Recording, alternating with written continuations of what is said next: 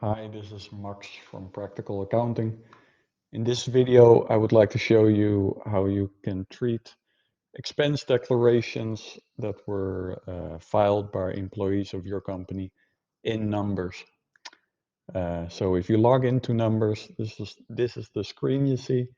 You see a lot of white blocks, and we're looking for a white block that's named Mutation Forms Approver.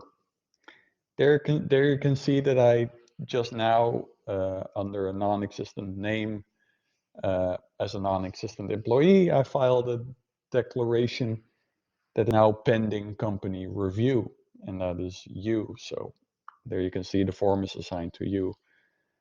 So how do you treat the expense declaration? Well, you click on it, then Numbers opens up a screen where some explanations given, the type of costs that are declared. This is the title that will appear on the payslip of the employee when you approve of the declaration. The amount of money that's declared, a description the employee added, the date of the declaration. And if an attachment is added, you would see a block here that you can press, and then it will download the attachment and you can take a look at it. So that's obviously supposed to be an invoice of some kind. And well, for this example, an attachment is missing, but we advise that there's always an attachment added and that you don't approve of declarations that are lacking in attachments. So, well, what can you do with this expense declaration? There are three options.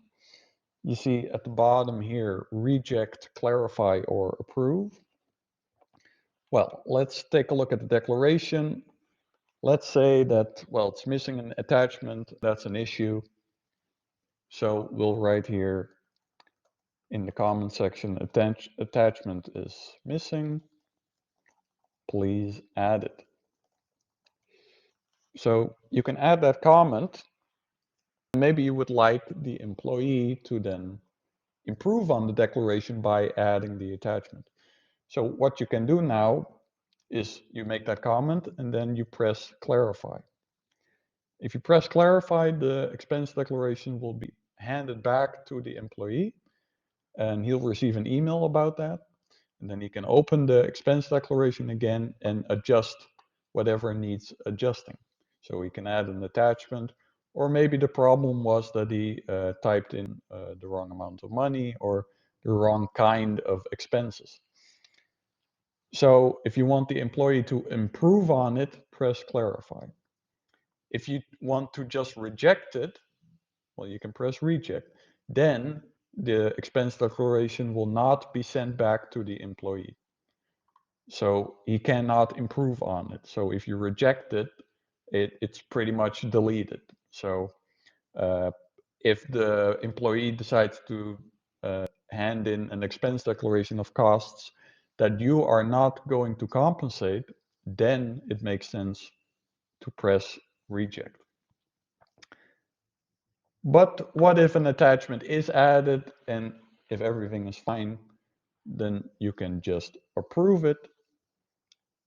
And you can click here and then press OK. And now you can see the form is no longer assigned to you. It is assigned to others. And if you press more, you see what I mean. If you state to approve, assigned to all, then press search. And then you see that expense declaration is now assigned to my colleague Judith. So this means that after you approve of the expense declaration, it is now over at us, at Practical, at us, to make the final check and approve the expense declaration, and then it will be processed onto the payslip. So the employee hands in the expense declaration, you approve it, then we approve it, and that's that process. And we do this approval every month at a fixed date. So that's how that works. Yeah, so that's a very easy and efficient way for you to treat expense declarations that are handed in by employees of your company in Numbers.